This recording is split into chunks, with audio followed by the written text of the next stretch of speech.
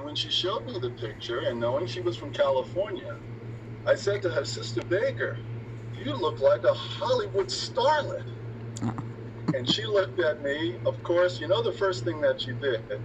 She laughed. And then after laughing, she said, in her way, whatever. And so I took that picture and I kept it as the picture on my phone, as her contact picture. I thought it was a beautiful picture. But along with that, when you think about the fact that our dear sister was the kind of person that she was, it's not uncommon to see her always smiling. In fact, in all of those pictures in the montage that we just saw, there was not one of them that she was frowning. There was not one of them that she wasn't either smiling or laughing. And you know, Sister Baker used to do something quite interesting. I got used to it after a while, and probably many of you know or have had this experience as well. Right before the start of the meeting, she would go, come here. And I didn't know what she was going to do at first. I thought she was going to give me some counsel or something. But she pulled out of her Bible pictures that she had. She had all sorts of pictures. And in those pictures, it was her history. Basically, snapshots of her life. And so I got used to that. I enjoyed that. I loved that. Her showing me her life and friends that she had spent time with and that she was close to once she helped into the truth. Just all of that. Well, many of those pictures were in natural settings. And so Sister Baker loved nature, as you probably all know. And when you think about that, loving nature, I got to share with you this one account.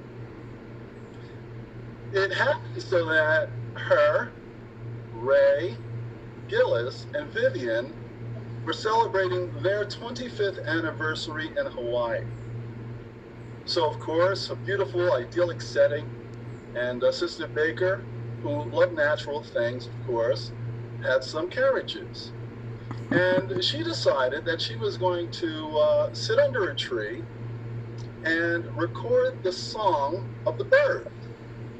So, of course, being the woman of style that she was, she didn't drink the carrot juice out of a container. No, it was in a champagne glass. So she has the champagne glass there, and she is so taken by this peaceful setting that she's in that she falls asleep. Well, a little while later, a gardener comes along. He looks at the champagne glass, looks at Sister Baker sleeping, and he surmises that she's drunk. Well, of course, she wasn't drunk. She just wanted to record the song of the birds.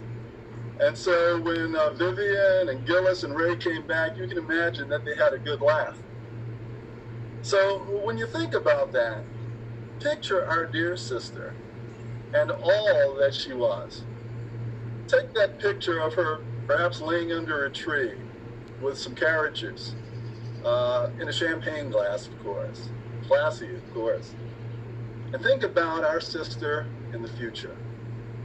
When you think about that, and you think about just that one little sample, and we could have had many of them, many stories of things that she did in her life and that one shared with her, things that brought them joy, laughter, and the like. But when you think about all of that, it's really all connected with a thought that's found in the scriptures. So let's take a look at Ecclesiastes chapter 7, and we'll look at verse number 1. Ecclesiastes 7, verse 1. And there it says this: a good name is better than good oil, and the day of death is better than the day of birth. Now, what does the scripture help us to understand? Well, at the day of birth, pretty much a little baby, all they have is maybe their weight, their name, maybe some measurements, things like that.